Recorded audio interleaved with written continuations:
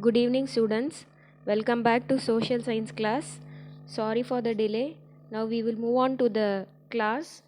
Already we have seen about what is environment and what are the different kinds of environment we have, the components of the environment. It is divided into two categories: natural environment and human environment. And we have already seen about natural environment and its types: abiotic environment and biotic environment.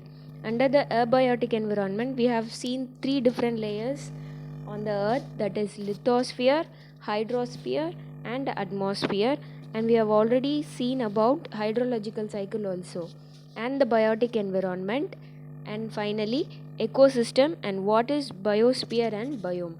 Today we will see about the human environment. Humans are a part of nature and are dependent on natural system for their survival. Without the natural environment, human cannot survive in this world.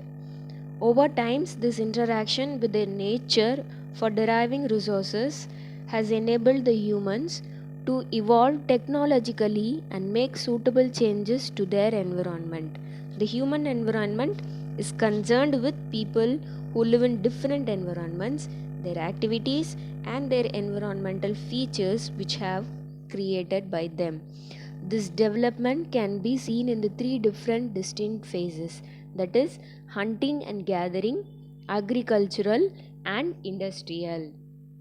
And the next thing is the process of this evaluation has given rise to three distinct functions of humans, that is, political, social, and economic.